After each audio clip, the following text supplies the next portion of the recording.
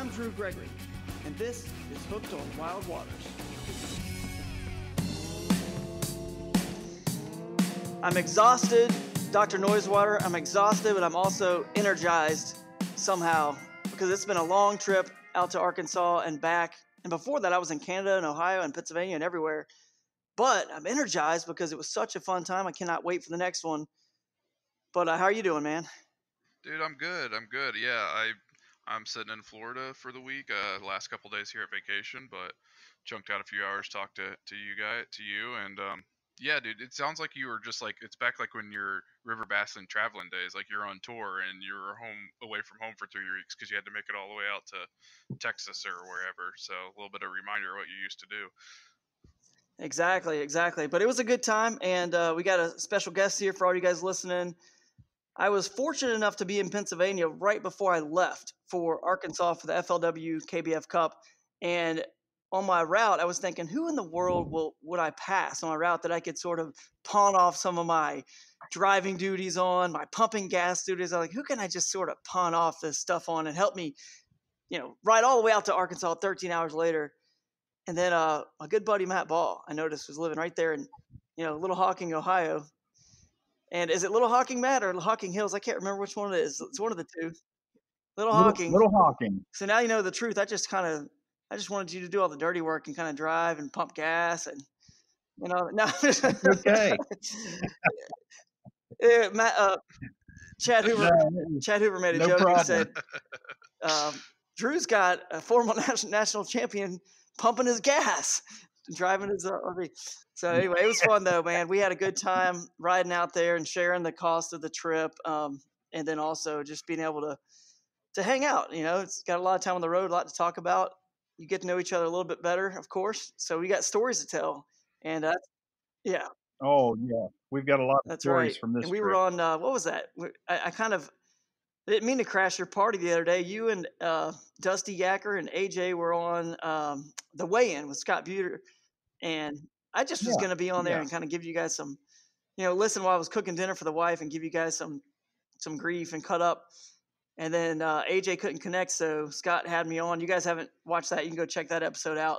But it was a pretty good time. But one thing we didn't get to is all the stories that you and I actually have that we didn't have time to share. So that's kind of what we'll share about in this adventure. But where do you want to start, Matt? Do you want to start from where I picked you up? I mean, just tell the folks a little bit about the ride. Yeah, that sounds good. Yeah, the whole trip came about honestly. We I normally travel with my buddy Tim Isaacs, who had recently had a quadruple bypass surgery, and he had been kind of up in the air as to whether he was going to get to go and whether he was going to go or not. So when you approached me about this, I thought, well, this probably will work out pretty good. Well, after the fact, after you and I committed to this, he decided he was going to be able to go, but it ended up working out because I was going to ride back with him, and he was going to take his girlfriend with him, and they were going to travel out together, and then I was going to ride back with him. So that's how it all came about for me. And one, it was a chance for me to get us to spend some time with you, who, we share a lot of pro staff positions together. We've fished. We've never got to actually fish together, and I thought, man, this will be a great opportunity for us to, we both fish different styles, and I thought, man, this will be a good thing. I love to fish with other anglers to learn. I love to soak up the knowledge of everybody that I'm fishing with, and see how you tackle tough conditions, and see, what do you do? What's your preparation game? And honestly, I learned a lot.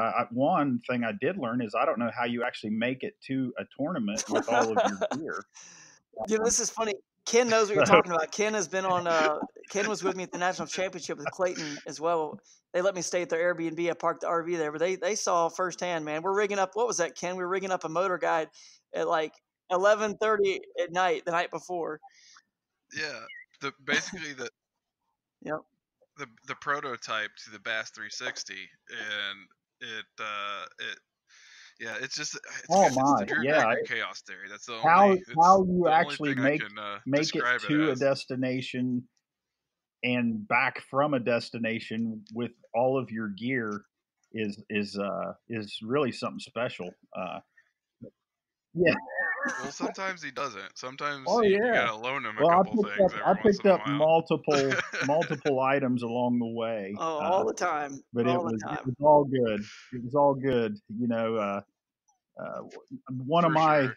you know, we had located fish pre-fishing, and we kind of pretty much had a pretty good idea one after day two of what we wanted to do, and probably wouldn't you say the last 3 hours of our evening that evening was looking for your cell phone? Probably, probably. So yeah, Matt. All right. So yeah, that's a good one. So it, that's a pretty rough time. Except for I have to think I could trump this with the story that Drew already brought up. So it's the night before day one at the national championship, and it's like 9:30, maybe 10 o'clock, and he's like, "Hey, do you think you guys can help me install this trolling motor real quick?" Yeah, Real quick, what? We don't even, it's never been installed on a blue, on a blue sky boat before. So we're installing this trolling motor till like midnight. Luckily, Clayton has like tools in his truck, and we're able to like cut the pipe and rig this so it's like perfectly mounted to the front of his boat. Like the that's day awesome. before, like literally the like hours before we have Well, to leave in my defense, I for day did get the one. trolling motor But just that you know, day, and I did have tools. I had all the tools in my RV too. I don't even think I actually ever technically asked. I just said I got to put in this troll motor, and you and Clayton. This is where I got to compliment you guys. You and Clayton were just nice enough, honestly, to come over there and help me out with it because you saw it. I mean, we cut yeah, down the shaft and everything. We absolutely. weren't even. We did the full thing, and I can't remember. That may have been the day before the last day of No, it was pre-fishing, or maybe it was the day before the tournament. I don't know. Yeah, No, it was the day before the that tournament. was. Yeah, yeah. Well, But no, it was all good. Everybody was in good spirits about it. It was fun. Yeah. It was, but it just feeds into that. Well, Drew, getting the motor the day of just adds to that chaos theory. I mean, oh I don't yeah, know how much a defense that is, but Well, yeah, that's how I fish, man. That's how I fish too. The fish never see me coming. I just kind of sort of. It's like dynamite fishing, but not using dynamite. It's just the chaos, and there's this whirlwind of just stuff happen. They don't know what hit them, and I just somehow catch. Well, so I got a little taste of this. Honestly, I should have kind of had an idea where this was going to go when Drew and I were teammates at the Pan American.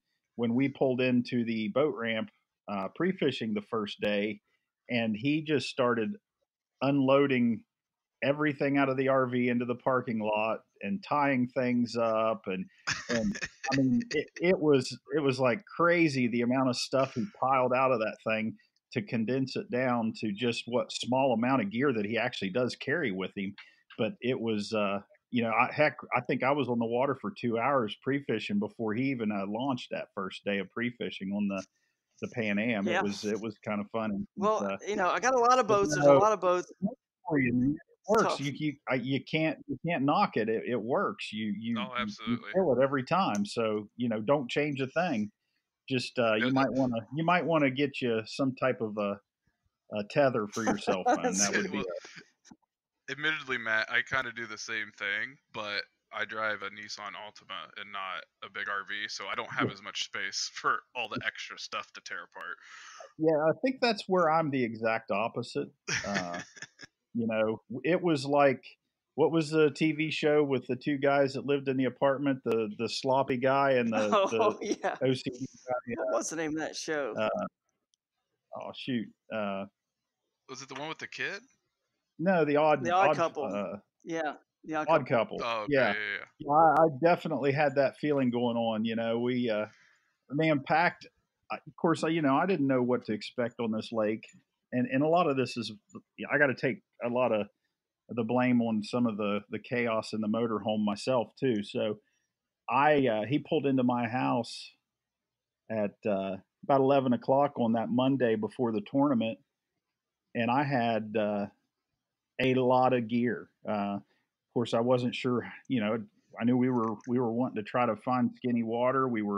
But in everything we read, there was going to be a lot of possibility of some some deep water main lake stuff. So, you got to pack.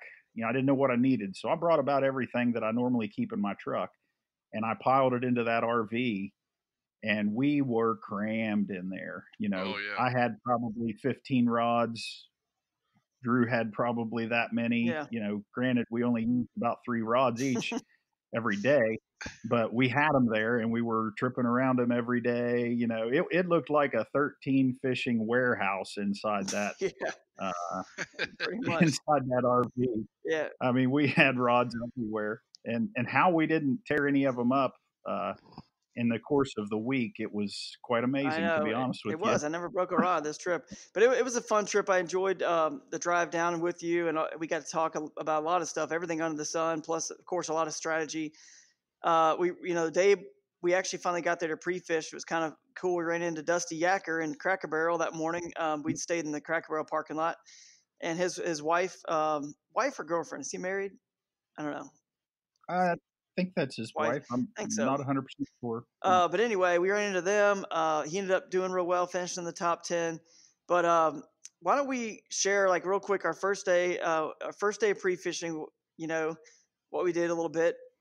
And I'm going to call that first day of pre-fishing Scooch City, because that's all I did, is scooch my Yeah, way down a river to figure out if it was legal or not, because the rule as it's worded, yeah, which, by the way, these rules I think are going to be tweaked next year. This isn't a rules bashing by any means for KBF. Every time, how tournaments are, I've ran them for a while.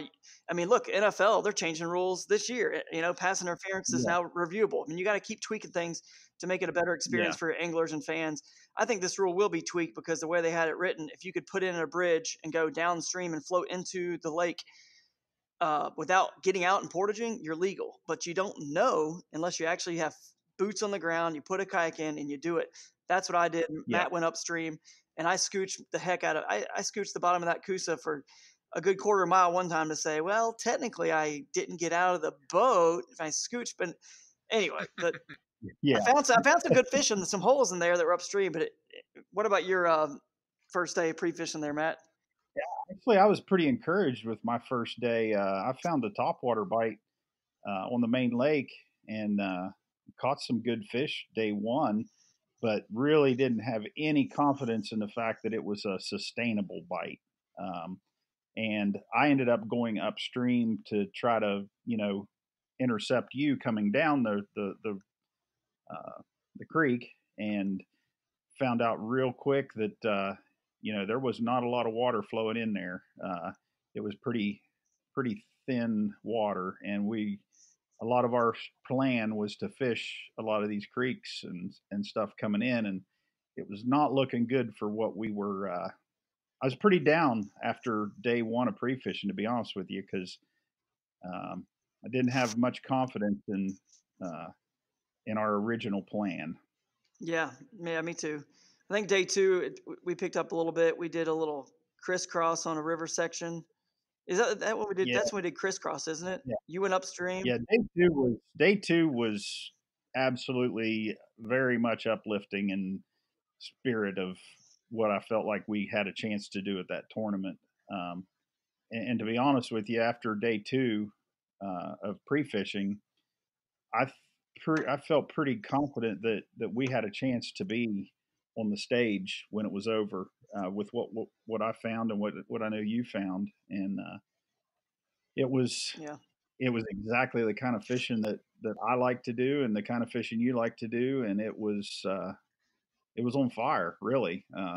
Crazy. I mean, I passed, jerked my bait away from a lot of fish, a lot of good fish going up that river that I Yeah. thought, man, this is going to be, Well, that they're is here, one yeah, thing that you Felt real absolutely did good right, about that. Matt, was with the pre-fishing partner and Drew, is because he does have that internal optimism to keep you up, even if the fishing's bad on pre-fishing days. Because quite the opposite story. When I fished with him, we had no pattern and no success anything going into that national championship. So you did pick the right pre-fishing partner in that sense to keep your mind Yeah. set and on point, because he says, he just kept my head in it. It's like, dude, there's fish there, they're there, we just got to go catch them. So Oh yeah.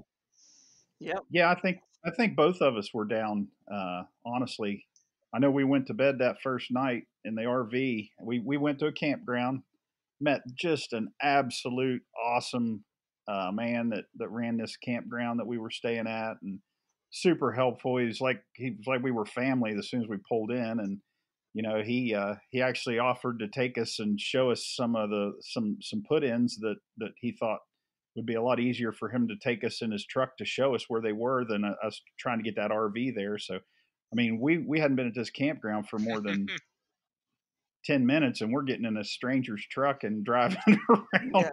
dirt roads, which we had.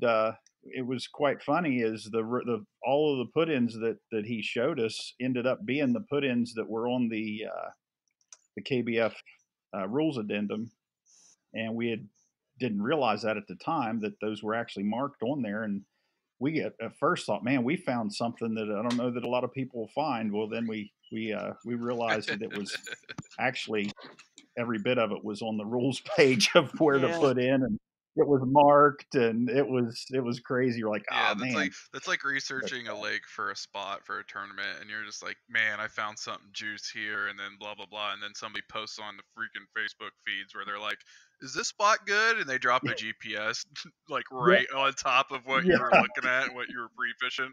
They're like, are Yep. there fish here? And they just blast it on Facebook, so now everyone has an idea of where that spot is. Yeah. That's that is honestly a little how Matt and I felt. Again, I got a feeling there might be, with the Pro Series coming next year.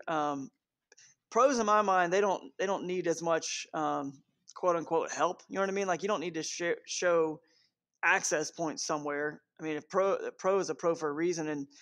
And anyway, I think next year's maybe that'll get changed because Matt and I pretty much about looked at each other during that pre-tournament dinner / captain's meeting, which by the way, that was amazing how FLW and KBF rolled out the red carpet for us. Oh, that was awesome. It really makes you feel like you are a pro. And I think those of you guys next year who do the Pro Series or end up at this cup and see this, it really makes it feel like this sport is really going somewhere, and it's going somewhere They fast. valued us.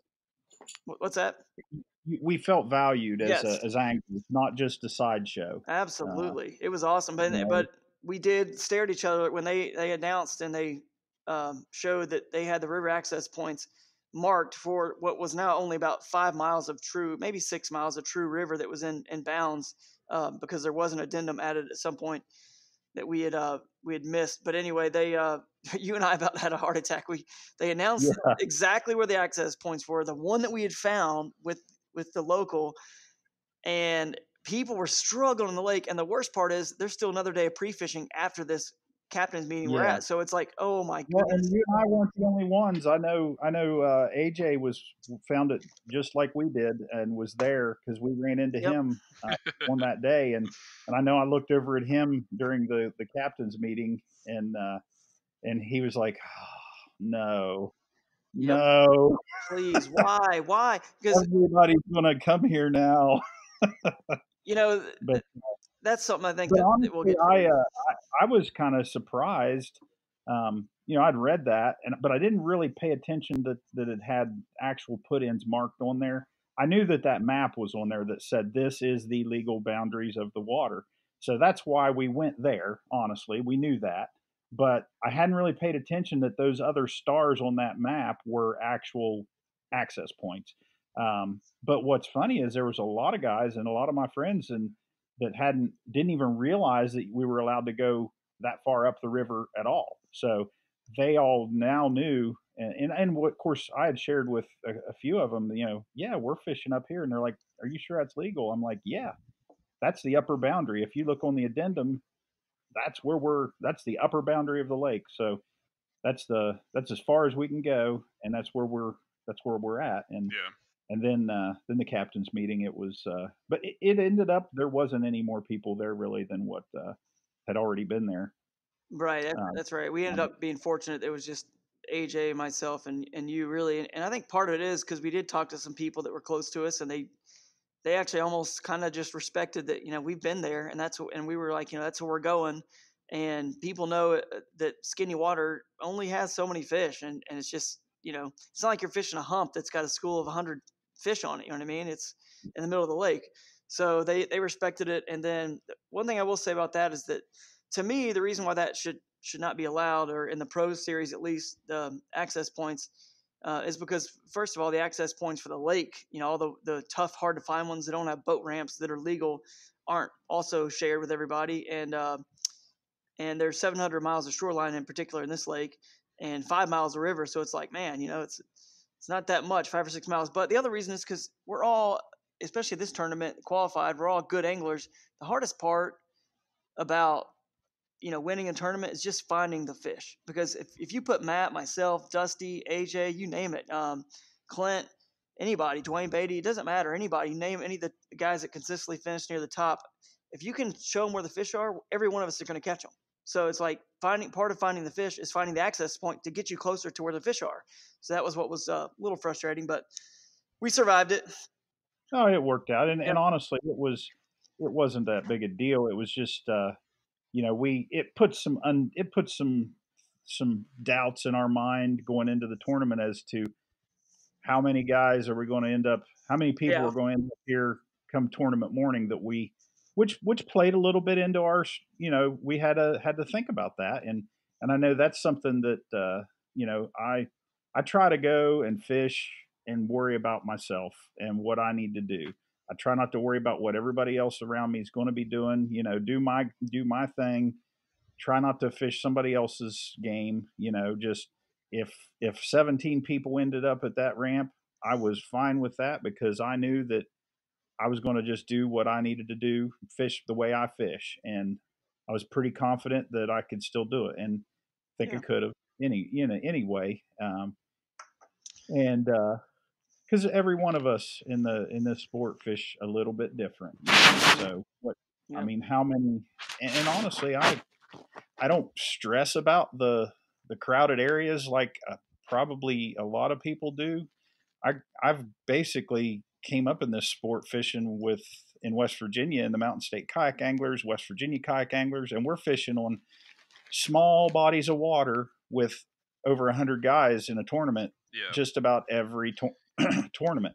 So it is not unusual for you to be sharing a small section of a river with 20 guys, and we're used to it. I mean, honestly, I'm going to put this out there.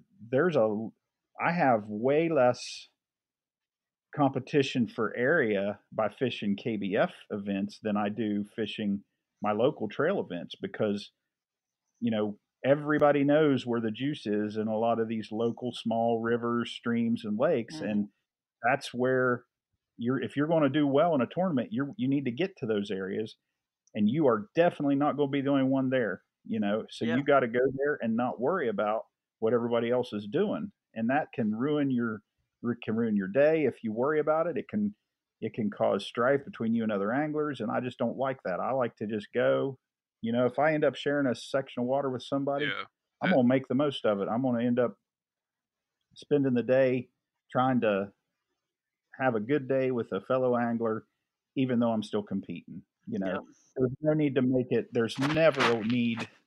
None of this is ever worth, making enemies because you feel like this is my section of water. It's just never that way for me. I've learned to be respectful of other people's space, and honestly, that space shrinks quite a bit when you get up into some really small water, and everybody knows that. But you still have to respect each other's space, and instead of a quarter-mile bank that you're kind of leaving alone for somebody, it might only be a 100-yard stretch that you have to kind of respect that they're working. And it's, you can still do well. It's just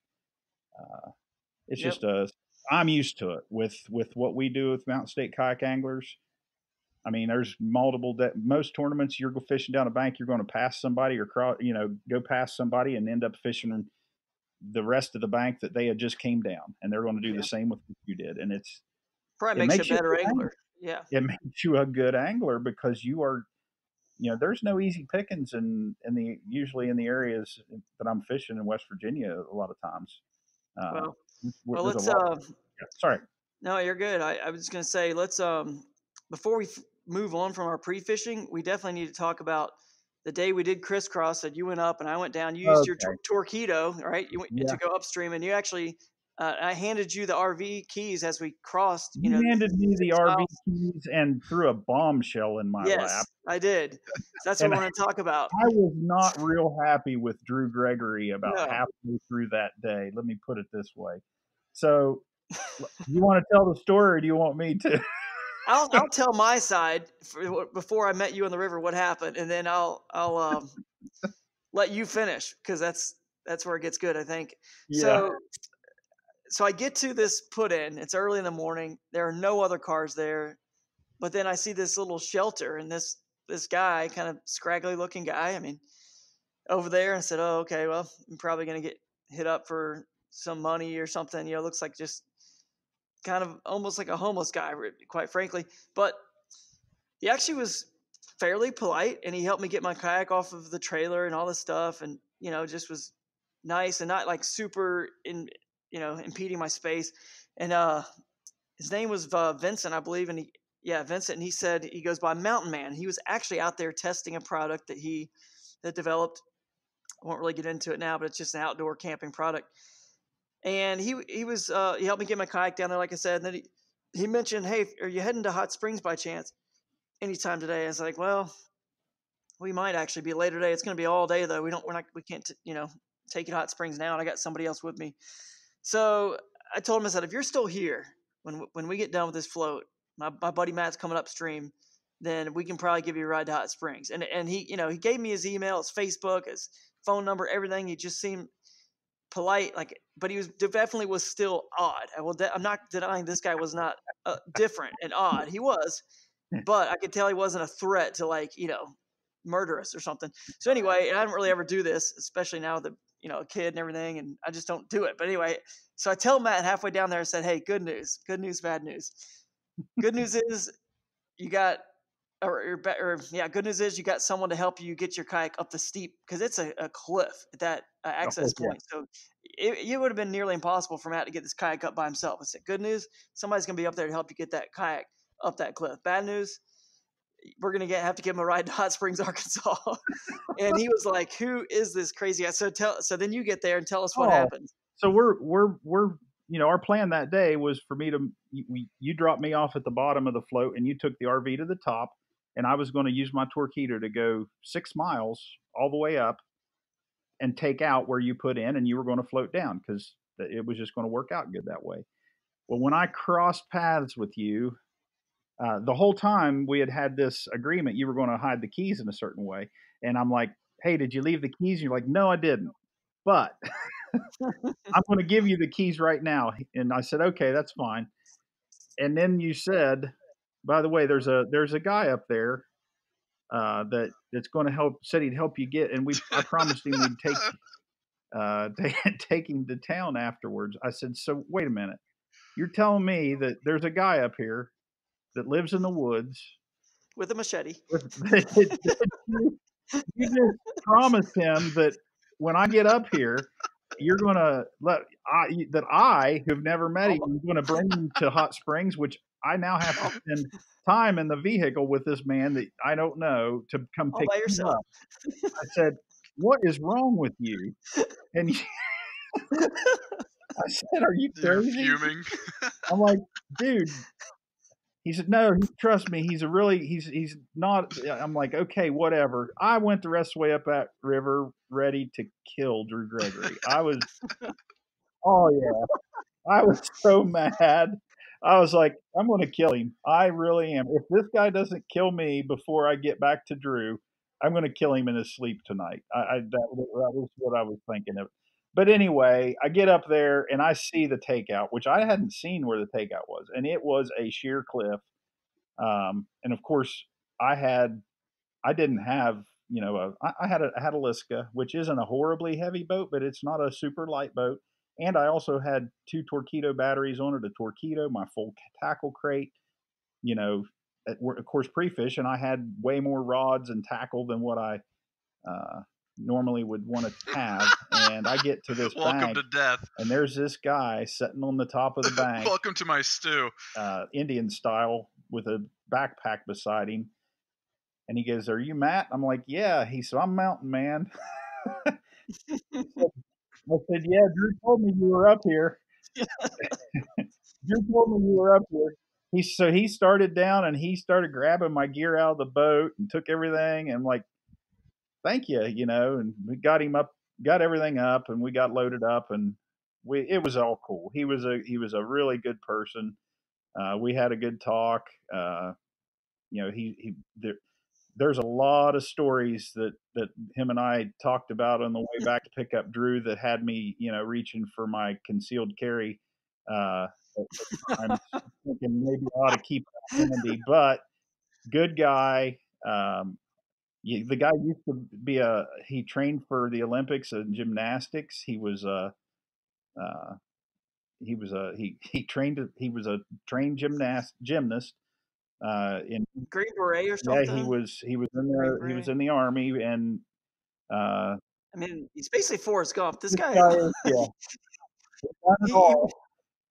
Super good Christian, which yeah. we talked about faith, and matter of fact, that's one of the first things that he brought to my attention. Was he said, he kept telling me, God bless you for helping me get to town. And I was like, yeah, no problem. He said, by the way, he said, I hope I'm not offending you by keep saying God bless you. But he said, but I got a really strong faith, and I said, well, you're fine.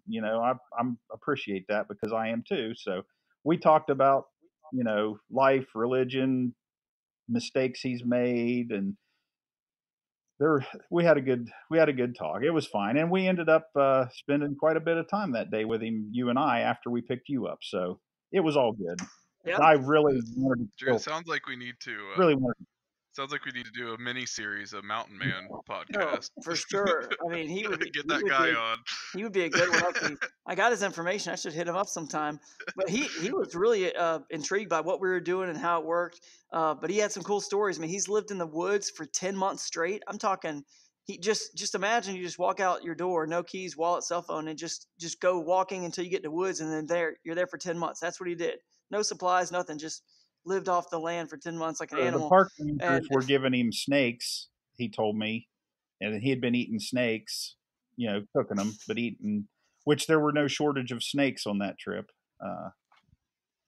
Crazy amount of cottonmouths on that lake or that river. But anyway, but no, that was the pre-fishing excitement for day 2, and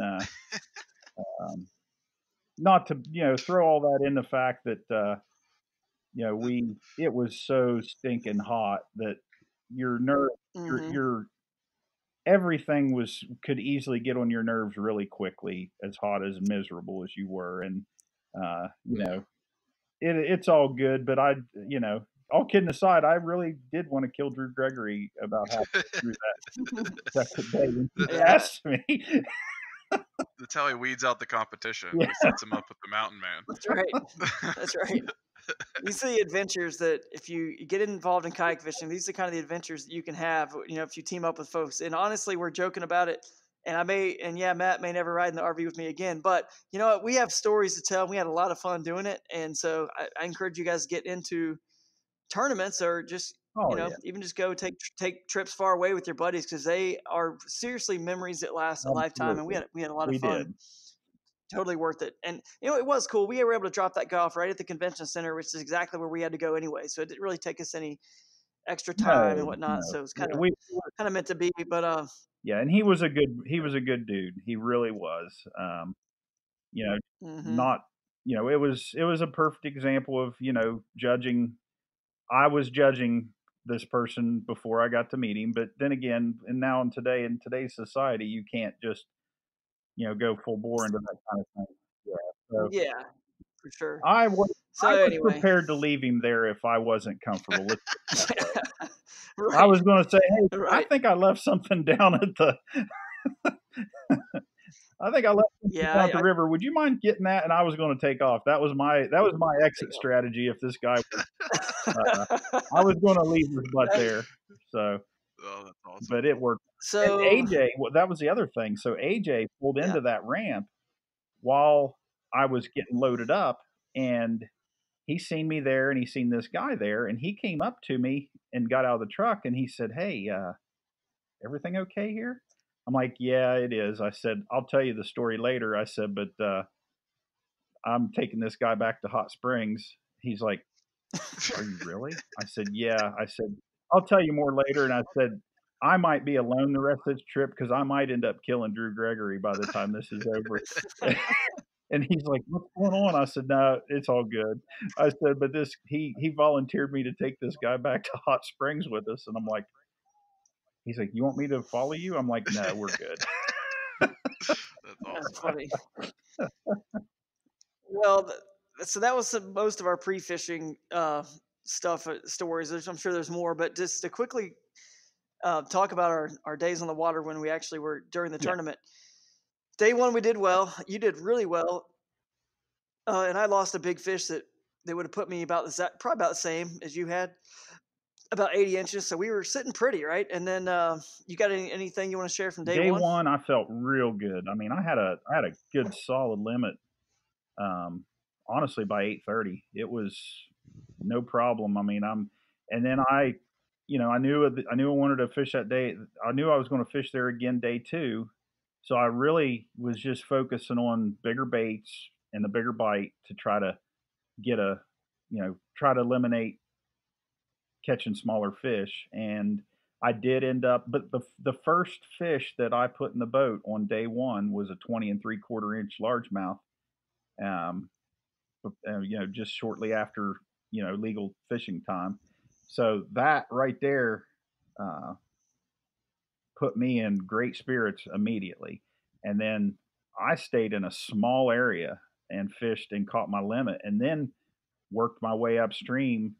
And I had fish follow that I didn't try to recatch because I had a couple come off that were big. I probably had 90 inches worth of fish on my line at some point during day one that, or either hit, you know. So I knew there were still big fish ready to be caught if they would hit again. And a couple of them I had on and, came off. So there was a little question as whether they'd bite again that next day or even that day. But felt pretty good about that. Uh, You in fourth? I was Is in that right? fourth. Third or Yeah, I was fourth? in fourth. Come to find out, Day I one. didn't even have a snowball's chance to even be in the lead after day one with what EJ put up. But I had a good chance to Yeah. be second with what I had. I knew there were winning fish in that area easily, and all three Mm-hmm. of us did really well. All three of us, and even Christine had a good day with only 4 fish. She was up in that area as well. So, Mm-hmm. um, so we You did did. we knew that it was going to be tough on day two. The conditions looked similar for day two. You and I were kind of hoping for sun because Yeah. that's what we were tearing them up with. Sunny high, clear sunny weather where they were really hitting well. And then it got cloudy and overcast and a little bit of rain, and it sent them a little deeper. I ended up having to go to a spinnerbait bite instead of a top water bite, and the chatterbait. Spinnerbait and chatterbait were key when it got cloudier. Uh, the top water died on me. Yeah. It was. Yeah. Day two was definitely more of a grind, and we couldn't never figure out, and never will be able to figure out, if it's because we'd already caught the fish the day before and they kind of had a memory about it, or if it was just I don't think the it was weather. because, You know. as like you say, I put in and floated through some pretty fresh water on day two to get down to where I fished uh, on day one, and you put in at the bottom. And when we met up, with probably only 2 hours to go, neither one of us had a limit, and I was fishing. Yeah. New water, similar water, but new water. Um, and I was pretty Yeah. frustrated. And the I, yeah. I mean, and I've said this, before, but I actually had a 18 or 18 plus inch fish on a spinnerbait that came off that was defeating to me, knowing that fish. I only had 5 keeper fish on my line on day two. caught a bunch of smaller fish later in the day, but 5 keeper fish were on my line, and I landed 4 of them. And one of those keeper fish on day 2, hindsight would have put me almost probably either tied or the win. So that was a little tough, but and then as you know, you and I both were really thinking we'd done blowed it with your time limit and my not having a limit. But I did catch I think it was a 19 that day, which really helped me. You know, that was the key on day 2 was even though I didn't get a limit, I had 2 good fish in my bag, which almost equaled a limit of 12-inch fish with 4 fish. You know, so that helped me stay on the stage. Sure, yeah. So yeah, we ended up both being in the top 10, 8th and 9th place, and I did lose one that second day that would have helped me. Maybe, I mean, it was like a 16-inch fish, probably nothing huge, but that would have been a huge, probably 3 inches for my smallest fish. I had a small limit, but limiting. We said to each other, if you get limits both days, only what was it, 19 people got a limit the first day and 11 the second day, and I knew that number would go down. I knew it would be tougher because everyone's beat up their spots. The weather made it a little tougher.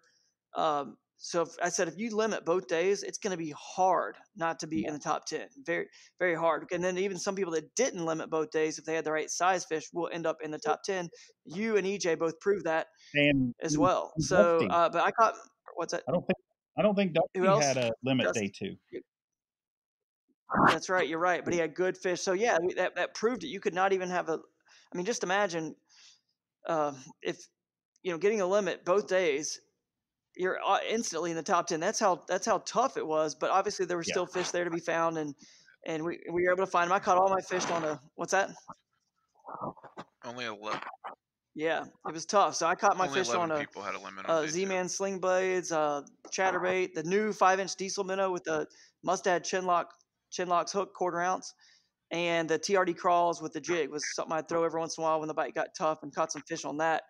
And so that was kind of my thing. I just kind of power fished around, and it was very tough the second day, but we did think we had blown it. And then on the way back on the second day, we're even short for time. You know what I mean? And I told Matt, I was like, man, I'm disgusting because our ramp was super muddy. You know what I mean? Remember how muddy that was? I mean, we are nasty. And, you want to look good when you're on stage. The Bass Pro guys don't have to worry about this. They come off their bass boats. They're fresh. They don't have mud all over them. And so, we have an RV, and there's all my clothes are in there. There's a shower back there. I'm thinking, hey, Matt, I'm going to go run back here and shower while you're driving, if that's cool with you. He said, all right. And all I know is, trust me, the back of the RV, if you ever sat in the back of a roller coaster, that's kind of what it's like. That's what happens back there. And I'm getting banged up against the wall. on the road and threw Drew through the shower window. So it was yeah. It was nuts back there. Maybe this was payback for the mountain man. That's right. That's right. It was payback. It was a memorable shower. I'm scrub-a-dub-dubbing, just smashing back, forth, left, right. I just didn't know where I was gonna have to brace next. And I'm slippery, so I'm just slipping all over the place. I've got soap all over me. But I got out of there, I got cleaned up, and eventually we made it back on time. Because these tournaments, the one thing that Matt can especially attest to, are a stressful situation in terms of the timing and getting back and everything you have to do, all these things you have to hit at certain times and what you have to do, whether it's photos in by this time. And we didn't have signal where we were, so we had to get to signal, make sure we got them in. Then we have to get to our location. We have to go all the way into convention expo hall, find the KBF booth, check in there, make sure we don't miss that check-in. With an RV and a trailer. Matt definitely stressed about it. Yeah, exactly. There's a lot. Time management is huge in this. Very huge. And then we had less time, but, day 2 to get back. And we honestly, we come off the water day 2 a half an hour with a half an hour left to fish in order to even make it back, and we were just back in time. And we even commented when we pulled in, if we'd have fished till, I think it was, what was it, 12 o'clock or 1? Yeah, if we'd have fished till 1 o'clock, we would not have made it back in time and would have been DQ'd. No. So we. Yeah. And I wanted to fish till 1 o'clock. I think I could have got a limit if I'd have because I was starting to figure it out towards the end of the day. They were Yep. deeper. I was I was dragging stuff in 5 feet of water, and the fish had moved off the banks a little bit. They weren't up in the trees for me like they were. So, but I ran out of time. So Yeah. Yeah. Yeah, it was shortened. That was a bummer that it was shortened, and they had to shorten it so they can get us there and on stage before the FLW guys go on stage, and maybe some tweaks will be made with that as well, because it probably didn't need to be shortened as yeah, much as it was. it worked out. Everybody But had the same, and that's the other thing. yeah, Yes, it would have been nice to have an extra half an hour, but we could have fished closer and had that extra half hour. That was yep, our choice, and yep, that's how these tournaments work. It's all every decision you make on that water affects the outcome. Period. Um, Part of the and game. and I even yeah, hesitate exactly. to Everyone had even to tell play by the same people rules. that I had the fish that could have given me the win, because honestly, that fish came earlier in the day, and who's to say if I'd have caught that fish, I wouldn't have spent more time in that area and Yep. not caught the fish that I did later in the day. So there's never, Yeah, yep, for me, everything happens for a reason. And for me, the reason that fish came off this exactly. tournament, there's a reason for it. And honestly, And yep, and the everybody loses guy that's fish. still in Everyone that Yeah. loses fish too. stage, So um, I'm glad that's the guy that's still in that stage. Clint deserved that win. hmm Clint executed, and it was meant to be for him to win this tournament. And honestly, it's just been. I wouldn't change anything. Wouldn't change anything on this trip. Had a great time with you, Drew. I know you think I was ready to kill you, and I was, but overall, I enjoyed our time together. Um, That Matt Ball quick forgiveness. it was. yeah, We're all good, but it was it. I wouldn't change that either. I had an experience with that. Got to talk to that man, and it puts things into perspective when you every encounter you have with anybody out there when we're doing this is for a reason, and I know that I feel that, and yep, every fish you catch is predestined, in my opinion. For me, I know that it's in the plan. Whatever's going to happen's happen, and I might as well enjoy the ride while I'm doing it. So yeah, exactly. Well, I agree with you, Matt, and it's one of the sports I definitely am. We're all passionate about it. I just feel like it's cool that we're able to do this podcast and share it with others and get other people excited about it, because I know it's done a lot of good for all three of us in our lives and in our families, and we've obviously get to enjoy God's creation out there and share His love with other people, and that's pretty cool, because to me it's just it's selfish to kind of keep that stuff in, and you're a great ambassador for doing that in the sport and not holding it in, because you found something pretty special, and we all have in this sport I and with our appreciate faith as well. So we appreciate you doing that and being a face of really everyone I think sees you and looks up to you in a sort of a. I mean, you're technically the yes, KBF that was chaplain, just isn't that right? And that's there's a a title. So position Chad asked me to take on this year, yeah, and I never feel worthy of that, but I'm trying to. It's just there's many other guys in this sport that are people that I look up to in faith and character, and just to be considered one of those people is I'm honored to be that. So yeah, that's cool, man. Well, before we leave, I do want to play our on awesome. stage interview, because I got a little audio of it here. And I did want to mention, obviously Jackson Kayak and Blue Sky Boatworks are some of the main sponsors for this podcast. And I was in a Blue Sky Angler 360. You were in a Jackson Liska. You already mentioned. Josh Stewart ended up in 10th place. He made the top 10 from Jackson. Not sure what boat he was in. And then Eric Jackson was in a Coosa HD. Ended up, he's leading after day one. And day two, got only 3, but it still ended up in like 5th place in his Coosa HD. So, Yep. um, you know, big kudos to the whole Jackson team for doing well, and just FLW KBF for putting on an amazing event. And let's play our audio. And I think we had some good things to say on stage as well. And it was just our goal. correct me if I'm wrong, but it wasn't our goal. We were talking, of course, we wanted to win. We were joking about going 1 and 2, but our main goal really was like, Yep. we just want to be on that stage. You know what I mean? This is a huge Yep. arena. This is the biggest arena media exposure kayak bass fishing has ever had, and we wanted to be on that stage. So I'm happy that we were able to do Yep. that, go 8th and 9th, and let's just listen to what we had to say here on stage. Hey, Chad, let me make sure we got this straight too. We had 72 anglers qualified out of 12,000 competitors. Well, 12,000 total competitors across the country. 295 competed in the Pro Series to break it down to 72. Gotcha. Yes, sir. You want to keep it rolling? Yeah, absolutely. I say we keep it rolling. In 9th place, with 139 inches, a former kayak bass fishing national champion from the state of Ohio, Mr. Matt Ball. From Tennessee to Ohio. Congratulations, Matt.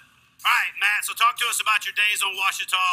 Man, this is a beautiful fishery. I grew up in West Virginia, and man, a lot of this lake that we were at on Ouachita looked a lot like the water that I'm used to. Fishing was tough, but that was to be expected right now. But I gotta owe a lot of my success this week to my Torpedo Ultralight 403 on my Jackson Liska. Basically, I covered a ton of water to find fish, locate fish. Caught a lot of fish on Z-Man spinner baits, chatterbaits, that kind of thing. So they were a lot of moving baits and covered a ton of water. And I couldn't have done it without that Torpedo.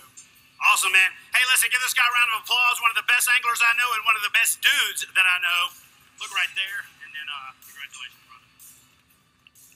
Get it. All right, let's keep it rolling. In 8th place, finished 2nd in the 2019 Kayak Bass Fishing National Championship. All the way from North Carolina, Jackson Kayak Pro with 146 3/4 inches, Mr. Drew Gregory.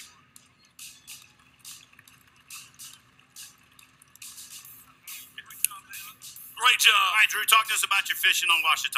Dude, it was tough, like everyone said. But you know what? Late in the day, I had 4 fish. I needed one more fish, Chris. And I tied on a Z-Man sling blade spinnerbait. I threw it on a root ball. I'm up in the river now. It started to rain. It was perfect. And guess what I got? What'd you get? A 5-bass limit! Woo! Nice. Well, Oh, I congratulations. love it, man. Hey, That's good. He's trying to steal your thunder, limit. man. Trying to steal your thunder. All right, so That was awesome. I gotta admit, I think I sounded pretty similar to that dude. Yeah, I was you trying to do my best. That was pretty similar. That was awesome. But anyway, so I screamed, 5 bass limit, and then kind of, I didn't get a chance to thank anybody on stage, but certainly am appreciative of Jackson Kayak and Blue Sky and the motor guy that helped me, and Lithium Pros batteries, all the Z-Man baits I used, the 13 fishing rods, and Bending Branches Yak Attack. I'm sure there's a lot more, but everybody out there who listens to this podcast, I'm sure hopefully you guys follow me on social media at Drew Gregory Fishing. For Matt Ball, he got a little bit of time there to thank some folks. Anybody else you want to shout out to before we leave you here on this podcast? Yeah, Jackson Kayak, of course, Torpedo, NRS. NRS is an awesome support of me. Fishing Online, they are behind me 100% all the time. I appreciate everything they do. 13, I've been with 13 for about 3 years now, and man, 13 Fishing has they make the just great rods for what we do. Awesome products. I've been real happy with all that and the support that they've given me. Dakota Lithium, Gerber Gear, Yak Attack. Honestly, Bending Branches, with that river, I spent a lot of time with that paddle in my hand, even though I was using that motor to get upstream, keep it in position to fish accurately. That Bending Branches Carbon Pro was a big help in everything I do. I think we overlook the paddle companies a lot of times anymore with as many pedal drives and motors as we've got, but it's still the heartbeat of what we do is that paddle in our hands. So, that's really, there's a ton of other people out there that I want to thank, my family, for just putting up with me doing this, and KBF for the opportunity that they've given me to be a name in this sport. So. Yeah, absolutely. That reminds me too. I got to thank my wife for watching little Theo the entire week as you and I were off doing our thing, which by the way, we never even got in the story of how we had to get up at 2:30 in the morning that one day just to run the whole shuttle and make that happen. Yeah. The second day of the tournament. The other day was 3 something in the morning. And this was, I mean, there's no doubt she was getting less sleep than me still with a newborn, but we were up very earlier than anybody else in that tournament. Yeah, but we went and to bed very early every evening. That's right.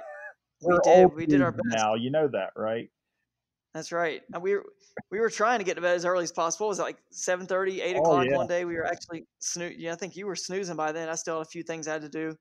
I had to fix my tornado. A little bit of the tornado that happened that day. I had to recover, obviously, from some of it. So I had some things to fix. But yeah, huge thanks again. I think I missed a couple as well. Fish USA, guys, we're going to have some discount codes coming for Fish USA for some products very soon. I am going to announce the winner for my competition you guys did on social media, on Instagram and Facebook, for guess the longest smallmouth bass I caught in Canada and what Z-Man lure I caught it on. I've got some gift cards coming for you guys, so stay tuned to social media for that. And I'm going to write an article, hopefully have it done today or tomorrow, about recapping all this with photos, and then also going to do a video recap on this. And then, man, I'm pumped to see where in the world we're going to be next year, guys, because FLW has announced their schedule. KBF, I think, is going to wait till like mid-September to say which ones they're going to be tied to, which events they're going to be tied to with the Pro Series. I'm already guessing that it's going to be Lake Kiwi or Richard B. Russell because they have a Hartwell tournament. I'm going to guess it's going to be Toledo Bend because they got a Sam Rayburn tournament. Trying to think the other ones. I think we're going to be on the Kissimmee chain because they've got a Harris chain tournament. And there may be one. Oh, maybe we might be. You might like this, Matt and Ken. We might be on the Detroit River. I mean, on the Detroit River is where the pros are. So there's adjacent lakes. It could be on Erie, could be on St. Clair. I don't know. That would be awesome. So that would be cool. Real cool. Those are some of my guesses because Lake Dardanelle does not have an adjacent lake close enough. That's one of the FLW events. I know that the other lake tournament, the one in, what is it, Logan Martin, that's too close to the KBF championship, I believe, so you can kind of rule that one out. So I don't know. We'll see if I'm right or not, but those are some of my guesses. But Ken, you got anything else you want to add before we wrap this up, man? Anything else? No, I think that we're all set here. Thank you guys for letting me come on and talk with you, Matt. Like, these two awesome ambassadors, awesome people in the kayak fishing industry, and I know I get to talk with Drew a lot, but I don't get to talk with Matt nearly as much. And just an awesome opportunity to hang out with you guys for the last hour or so and see what that tournament was like, since I wasn't able to make it down, and it was just a really good time. So I appreciate the time you guys put in to talk about it. I always enjoy seeing you, Ken. Think the world of you, buddy. Well, appreciate that, Matt. All right, guys. Well, peace out. Hey, Matt, good luck moving your boys into college, man. Yeah. I know you're working on that. Good luck with that. I'm sitting here in a college campus classroom. It's moving day here at Wingate University. Ken knows I joke around. I do a lot of my podcasts over here. They have better internet. And I've just been crossing my fingers the whole time that someone doesn't come into this classroom and kick me out. And I've made it, guys. We finished the podcast, and I will catch you guys next time. See ya. See ya. Later.